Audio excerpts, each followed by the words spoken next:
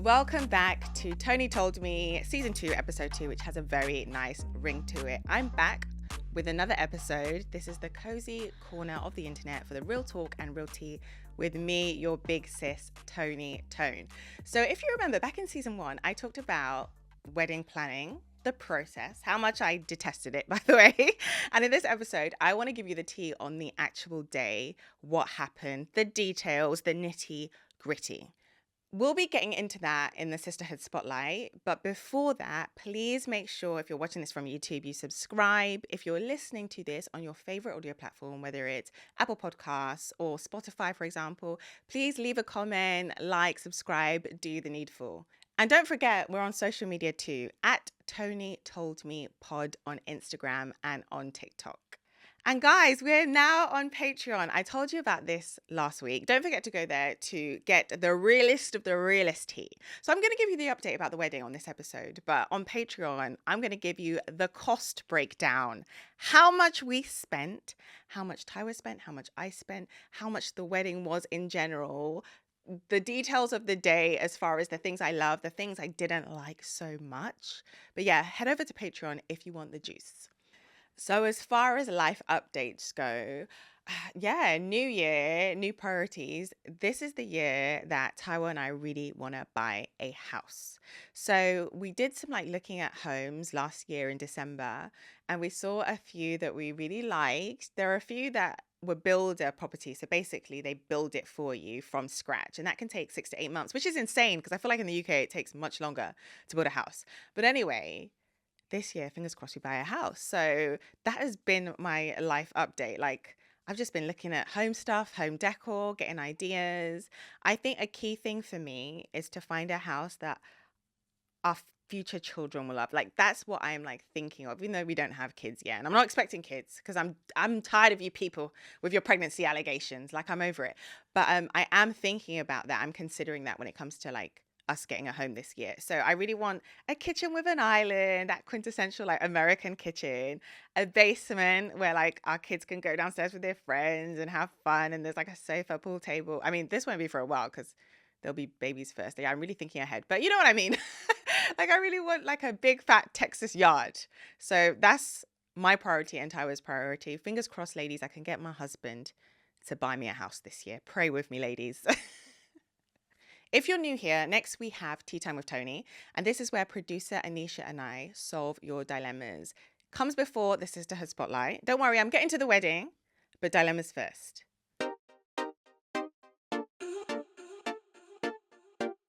Anisha, Season 2, Episode 2, how are you feeling? Whoop, whoop, whoop, whoop, whoop. I'm feeling good, Toni.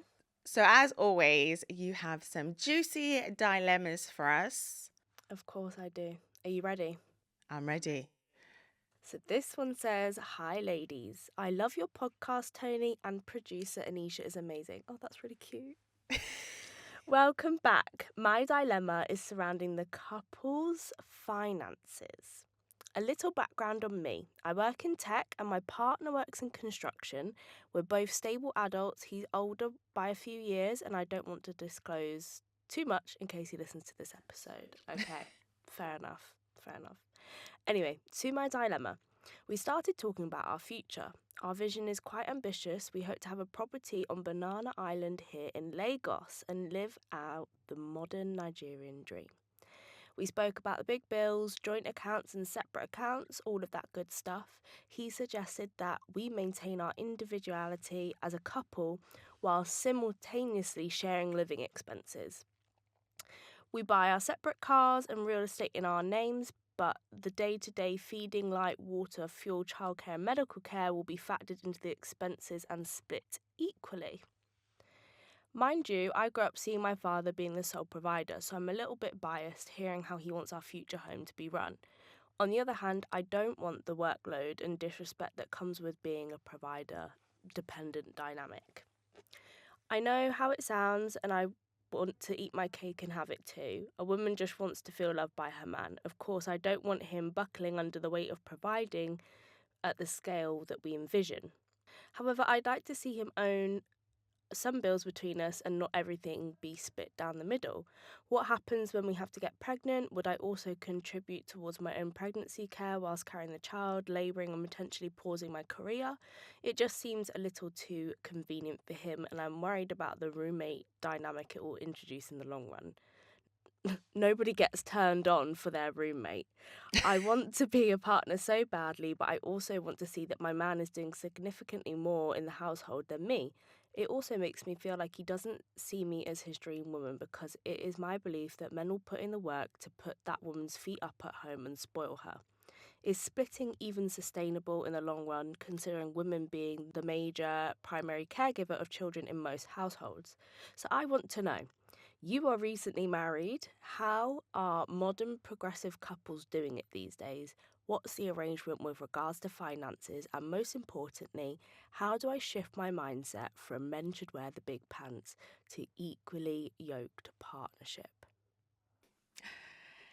Uh, okay, interesting dilemma. And I agree that nobody gets turned on by a roommate. Sorry. Like, one of the biggest ways to turn me off is have me feeling like I am the sole provider in a relationship. I'm sorry, I'm going to be honest. Like, it's one thing me supporting and assisting financially. Like, it's another thing if I feel like I'm carrying a lot of financial weight, right? It's not sexy for me. So I giggled when I heard that. As far as, okay, I actually don't think that you necessarily need to change your mindset. If I'm going to keep it 100, and I'm going to tell you why. Now, people will tell you that it is, if you and your partner earn around the same, that it is very progressive to split everything down the middle. A lot of people will say that. The reason why I disagree with 50-50, now I'm not saying that a woman shouldn't input some kind of financial contribution, but the reason why I disagree with 50-50 is because in the long run, domestic labor is never 50-50, especially if you want to introduce children into the equation, right? And often how relationships start and how you permit them to start is how they will continue. I'm not surprised that you're worried about the future and what might happen when you have children, because if he gets used to you putting in 50% of the finances, I think it'll be very hard after a few years for him to turn around and be like, oh, don't worry, I've got this, because a precedent has been set, right? And women do so much unpaid labor. Statistically, you can't even begin to imagine how much more women do than men. And even when you have a man who is domesticated, who, I'm not even going to say plays his part, but who's just a grown up, because at the end of the day, one thing my husband always says is, why would I expect you to do things for me that I was doing for myself before I met you, right? So even when you have a man that is just an adult, the second kids enter the picture, you still, as a woman, end up doing more. Just by having breasts, you end up doing more, right? Simple breastfeeding. Like, labor is rarely even. And that's why I personally think 50-50 down the middle long term does not work for women, right? So as far as me and my relationship goes, I would say it was about 80-20. So Taiwo pays the rent, Taiwo pays the bills, Taiwo pays for most of the food. And the agreement we have is he covers necessities, like the things that we need as a family that we cannot do without, he covers. And a big reason why he does that is because, one, our income isn't that different, right? So it's not like I'm earning loads more than him. He actually earns more than me. So it doesn't make sense for me to be paying more. But also because he understands that there's a contribution that I make that can't be measured financially, if that makes sense. Like, he knows, like, there are things that I do that Taiwo doesn't necessarily do, or Taiwo won't do in the future. And he understands that, and he thinks about the future, and he assesses that. And he's like, you know what? I want to create an environment where my wife can focus on the household, can focus on taking care of kids, can focus on her work, can focus on her interests, and she doesn't feel like she is burdened by that financial pressure, because there are other pressures that she considers that I don't even have to consider. And he's like, when it comes to like family planning, even like when we're shopping for houses, like you're thinking of all these things. There's so much mental work you're doing that I'm not necessarily doing. He said paying is the easy part. And that's the irony. Like when you have the money, paying is the easy part.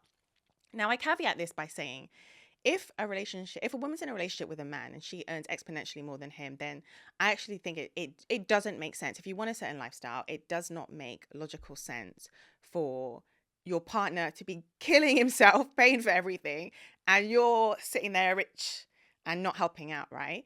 But I'm talking about relationships where there isn't this massive disparity when it comes to income. I actually think if it's pretty even and pretty balanced, men should pay more simply down to the amount of domestic labor that women naturally engage in, right? So I'm with you, girly. This 50-50 situation, if you're on a similar salary, it's going to bite you in the butt when you have children. Because you know what's going to happen? Like many women, you're going to be doing more labor. You're going to be doing the majority of childcare. And you're going to be bringing home the bacon on top of that. Meanwhile, he'll just be bringing home the bacon. And you've got 3 jobs. You have to put on 3 hats and he just has to put on 1 hat. Doesn't work for me. Doesn't work for me. So I'm with you, babes. I'm with you. Sit down with your man, reassess, have the conversation.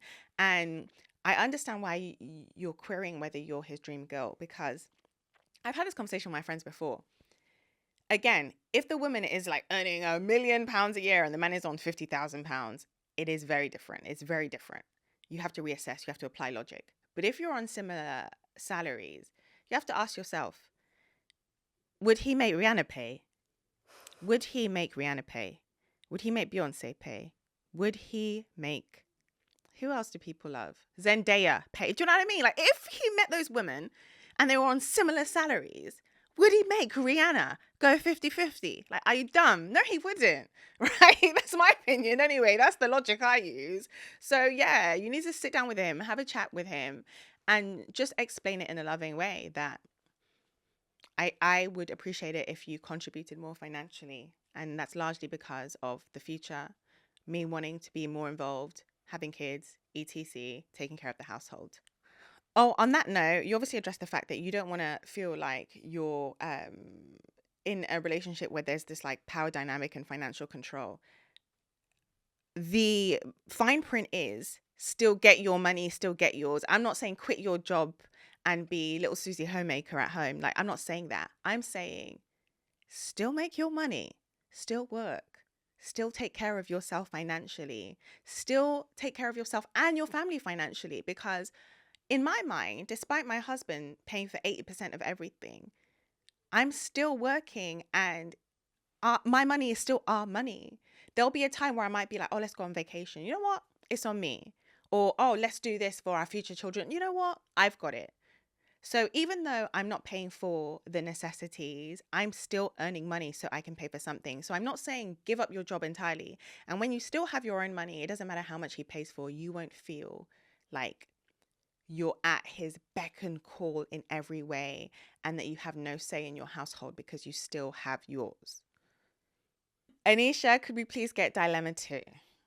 Of course. So this one says, hey, big sis, I need your advice because wedding planning is stressing me out. I found the dress I really love, but it's way over my budget. My mum keeps saying, it's your day, go for it, but my fiance keeps reminding me of the money. I don't know if I should just go for it or try to compromise and pick something cheaper. I feel like whatever I do, someone's going to be unhappy or I'll regret it later. Then there's my bridesmaids. I picked a colour I liked, but some of them are saying the dresses don't look good on them. I love my girls, but trying to make everyone happy whilst keeping my vision is so hard. I didn't realise how much stress this would cause. And now my fiance wants to DIY a bunch of decorations to save money. At first I thought it'd be fun, but now it just feels like I'm staying up late, doing all the work whilst he watches TV. I love him, but I'm not sure I can handle all of this and still stay sane. Big sis, what should I do? How do I have a wedding I love without losing my mind? God, first of all, the wedding planning conversation gives me PTSD. I hated wedding planning. I'm going to be real. And the second you said DIY decorations, oh my God, I can't even begin to think how stressful that is for you. It's one thing planning a wedding, but when you have to plan and construct said wedding, geez, Louise, babe, I understand it. I feel so bad. As far as, okay, let's do it in stages. Wedding dress. I am of the opinion that you can find a dupe of the dress that you want. And the reason why is because when it comes to the wedding industry and just wedding dresses in general, at least when I was looking for wedding dresses, there were so many dresses to choose from. And so many of them looked the same or so similar. Literally, even my wedding dress, like not the ones that were made for me, but the one that I like wore down the aisle that I got from like a store. I've seen so many similar versions of that dress. It might be just one detail that's tweaked. Maybe like the neckline is a little different, or maybe the skirt isn't as big. But I've seen so many iterations of like the same dress. And I have no doubt that the dress you like, there will be a similar, cheaper one somewhere. You just have to look. You have to go crazy. My advice: reverse image search on Google. I love that. Whenever I see a girl on Instagram wearing an outfit and she isn't trying to tell anyone where the outfit is from in the comments, snap your picture, reverse Google search. I will find your outfit, right? So reverse Google search is really helpful, especially for wedding dress shopping. It's going to pull up loads of similar dresses, and from there you can look.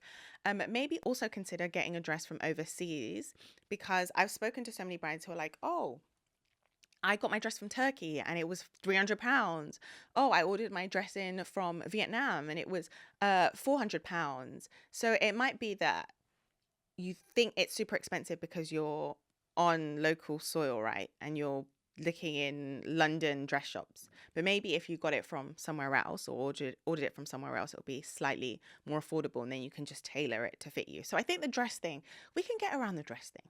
I have faith you can get around the dress thing. And I've also seen stunning dresses by like not I was gonna say, this is how I'm showing my age. I was gonna say high street stores, but no one says that anymore. Like, do people even shop on the high street anymore?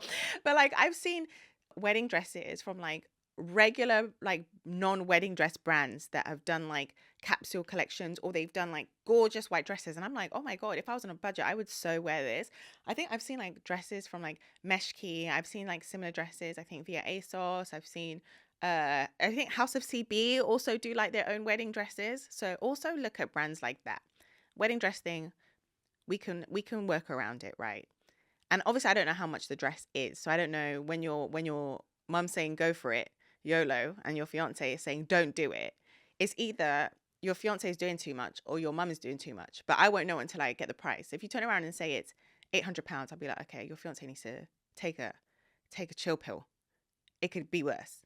But if you turn around and say it's 5,000, I'm going to be like, nah, you need to tell your mum to relax. I don't know the price. I'm going to mention that there because that's something to consider. Okay, bridesmaids. You pick the color you like and you're entitled to. It is your wedding. But as far as whether the dresses look good on them or not, we had a similar, I think, dilemma in season 1. Could it be that you have the same color and the same material for everyone, but a different style of dress for people? Or could it be you have the same color, but you change your material? Could it be the material? Because satin can be unforgiving, for example. So maybe it's a material thing. But for the most part, I would say when it comes to bridesmaids, it's like 70-30. The bride has 70% of the say because it's her day. But also there should be an element of consideration, because you want your bridesmaids to feel comfortable, especially if they're your girls. Like for me, I left it in their hands. I said, you guys pick your dresses. Like, maid of honor, you're the project manager. Do what you need to do. Just make sure it's not like an ugly color, right? I don't want you in neon highlighter on my wedding day. And they came to me with options. So if you have a color in mind, maybe also do that. Maybe you could be like, look, it needs to be this color. Amongst yourselves, find something within your budget, because if you're on a tight budget, you should not be paying for their dresses. If they love you, they'll pay for their own dresses. I don't know whether that's an unpopular opinion, but that's my opinion. Tell them to search for a dress that they think will work for all of them. And if you're not paying for it as well, I think that's like a nice thing you can do to give them a bit of say on the day and a bit of input on the day. Now your fiance with the DIY decorations. um yeah, you will not be able to handle all of it and stay sane. And I'm saying that as someone who didn't even do anything. I do anything? Do you know how much DIY I did for my wedding? I put confetti in bags. And we didn't even use the bloody confetti.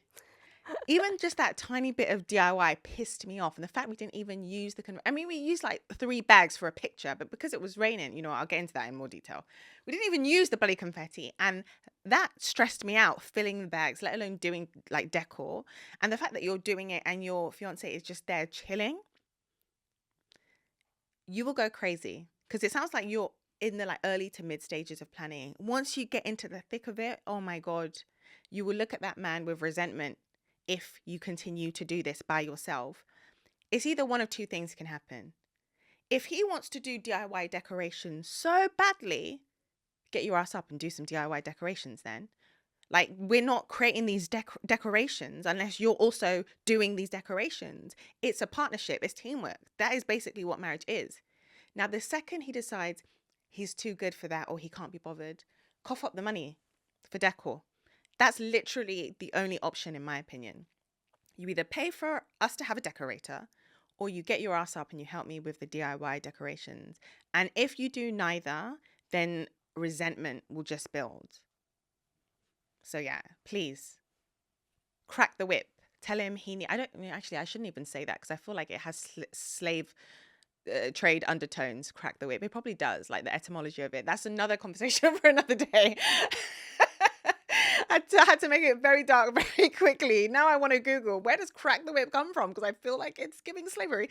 Anyway, but be strict. Yeah, be strict. He needs to help you with the DIY if you're going to go that route. And a lot of brides do it. A lot of brides do it successfully. They save a lot of money. So I have nothing against doing it, especially when there are financial constraints, but it needs to be a joint effort. That's all I'm saying. I'm hoping you guys enjoyed the dilemmas. If you have dilemmas for me, please send them through to the inbox, tony@tonitoldmepod.com. And producer Anisha and I will try our best to answer them next week or in the future. Next, we're going to get into Sisterhood Spotlight, where I'm going to give you the details about the wedding.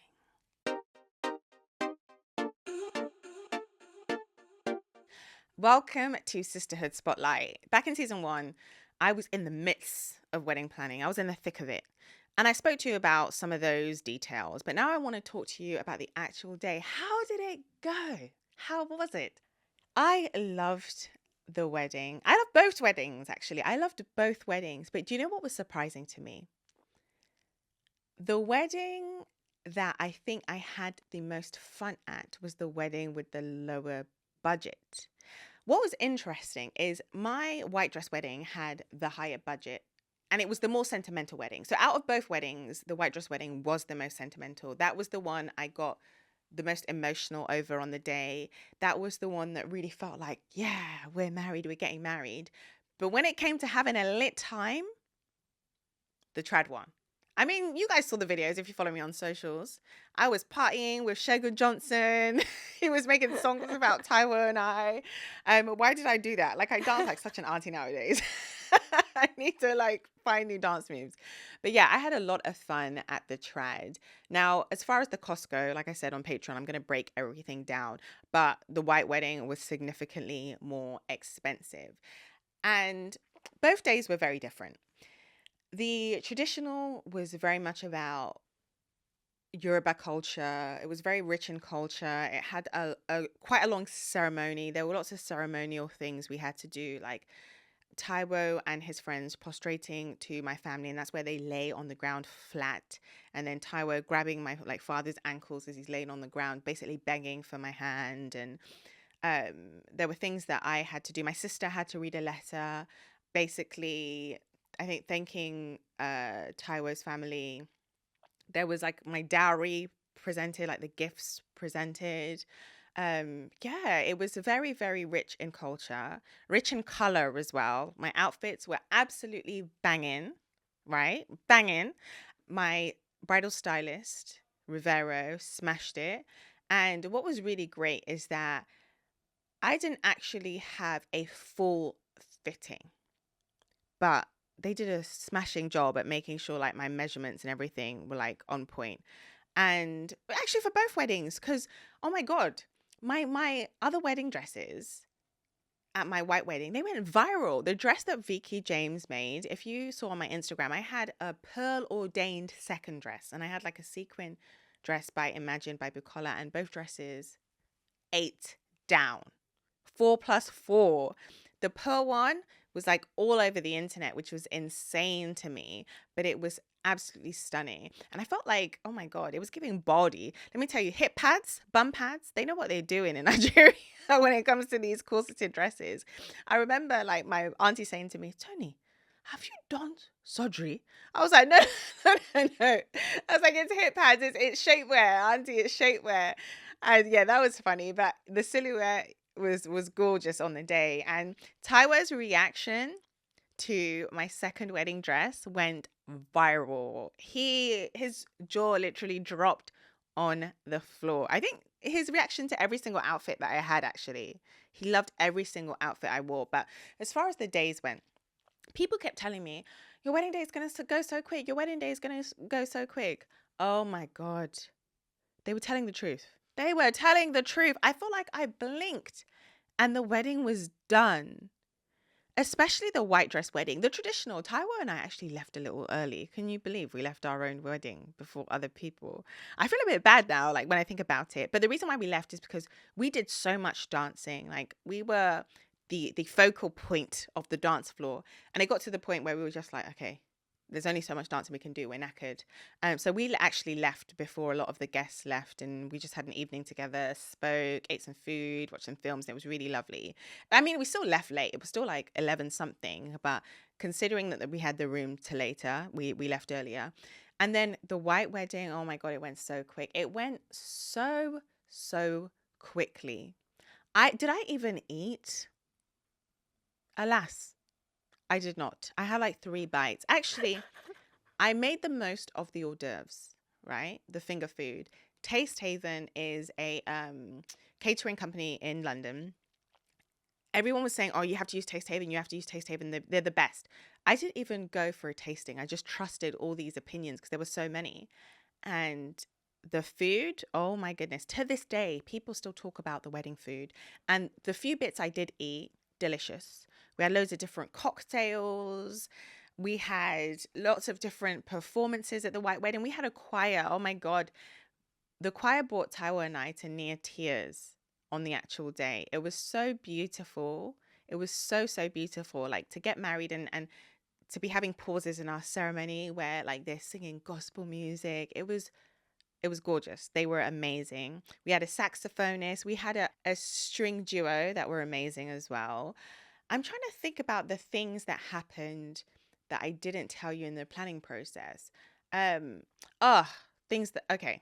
Here are some things I didn't like. I'm going to tell you more on Patreon, but to give you some tea here. Picture taking. Bloody hell. And I'm not saying like I didn't enjoy picture taking with my husband. I loved that.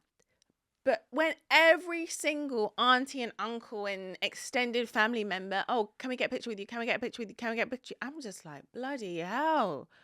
Oh my God, it was a lot. I felt like so much time was being spent on taking pictures. And then my advice to brides listening to this episode, as much as I loved my dresses, in hindsight, I should have only worn 2. Because the changing, every time we'd go and change, I feel like I'm missing parts of the wedding. Like that really pissed me off. I'm going to give you some more tea on things that pissed me off on the Patreon, but that was something that frustrated me. So yeah, my advice is don't bother with a million changes. Like try and minimize the changes. Our vows, a highlight of the day. I still need to share Taiwo's vows actually because I've not really shared his vows. I shared mine, and the reason why I didn't share his is because the angle of like the recording was a bit funny. But I really worked hard on my vows, and his vows were amazing too. And oh my God, he cried, guys! Yes, mission accomplished. Mission accomplished. I said, if I walk down this aisle and this man does not cry, we're in for a big problem. But he cried, and I was so happy he did. And I think part of the reason why he cried actually was also the song I walked down the aisle to. So I was originally going to walk down the aisle to a song by a gentleman called Labi Siffre. And last minute, I changed the song. So, you know, Up, the movie Up, with the balloons, basically like the slow version of that soundtrack song. And I changed the song because it's so emotive. If you know that tune, it's so emotional, it's so emotive. And I love the movie and what it represents as far as like love and marital love, right? Because if you've seen that movie, basically this old man, he lost his wife and then he became this really grumpy, bitter old man.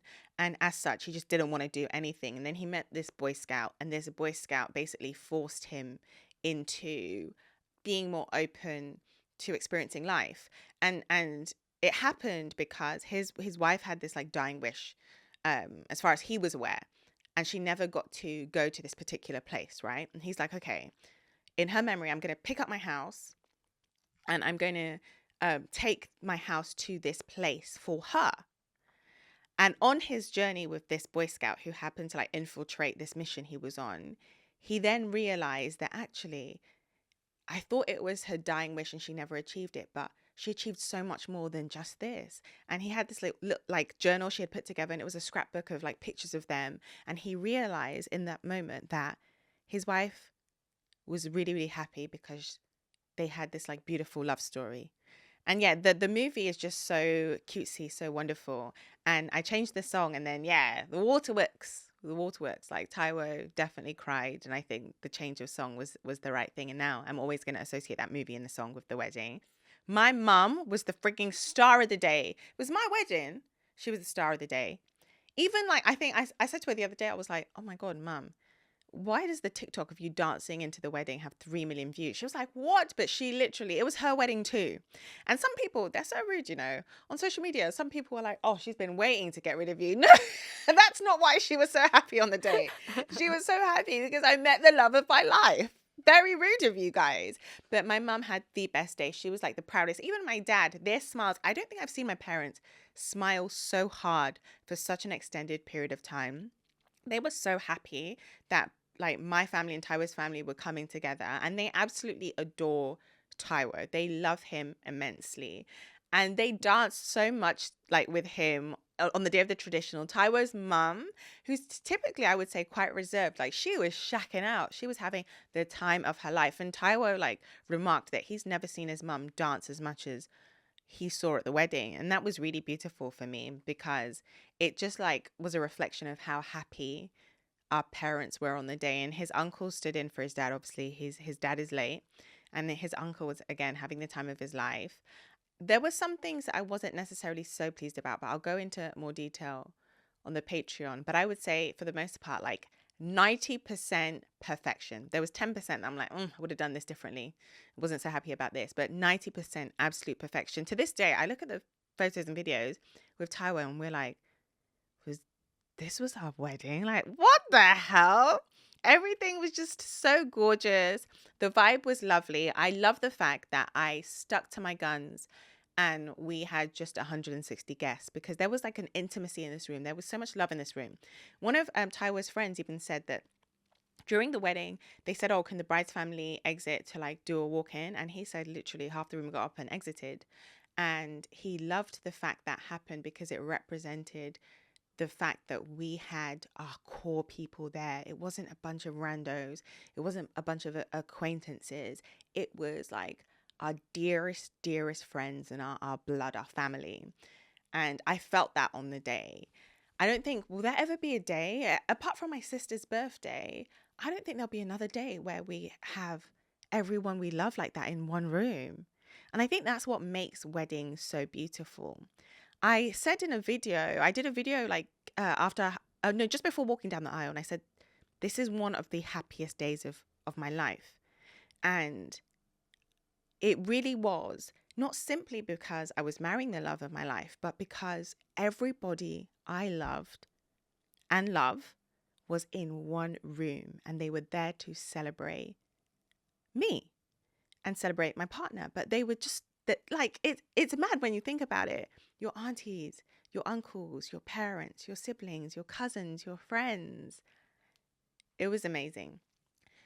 And a part of me, I'm not going to lie, I was like, will I end up regretting how much Taiwan I've spent on this day or on these days? Absolutely freaking not. I can't even believe at the start of the process, I was being like super frugal and I was like, oh no, let's have a micro wedding. Let's not spend money. Let's save money. Let's do this. Let's invest it. Let's buy a house. I absolutely do not regret a single penny that went into that day. And a big reason why I don't regret it is when I really think about it, it's people say when it comes to your wedding, don't spend too much because it's only one day. And I was a big believer of that. It's only one day. It's only one day. Don't spend too much because it's only one day. But then when you think about it, that's also a justification for spending a lot. And I'm not saying spend more than you have. Like, obviously live within your means. Like Taiwan and I, we didn't take out loans. We didn't we didn't have to borrow money from family or anything like that. We didn't do anything crazy, right? My mum put some money into the traditional, but it wasn't like borrowed money. And we didn't have to borrow money. So it was money we had, thankfully. So we lived within our means. But live within your means, but at the same time, it's only one day. Like, God willing, you will never, ever, ever celebrate that thing again because you're not going to get remarried because God willing, your marriage lasts, right? And stands the test of time. So because it is only one day and you won't redo it in the same way, spend the bloody money. I take it all back. I don't regret it. I do not regret it. I would do it again. If anything, Tyra and I talked about it and we were like, damn. Let's renew our vows in 10 years. It was so much fun. I will probably spend even more money. That's how much fun we had. It was an amazing day. So yeah, when it comes to the money, I don't regret a single penny because it is only one day. And if you guys want to know exactly how much money Taiwan I spent, I'm going to do the full breakdown on my Patreon.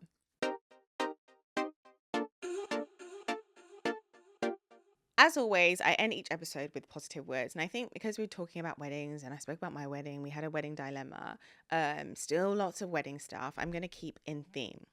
I think part of the reason why Taiwo and I don't regret spending the money we spent and why we enjoyed the day so much and why it wasn't stressful is because fundamentally we cared more, and I've said this in the past, about the marriage than the wedding. So it was very hard to be upset even by the things that didn't work out exactly as planned because it was like, you can't get mad at this because we're like marrying each other. Like, even when things we planned didn't come to pass, it was like, this is still amazing. Like, everyone we love is here and we're getting married. And we don't regret the money we spent because this is so beautiful. We're husband and wife.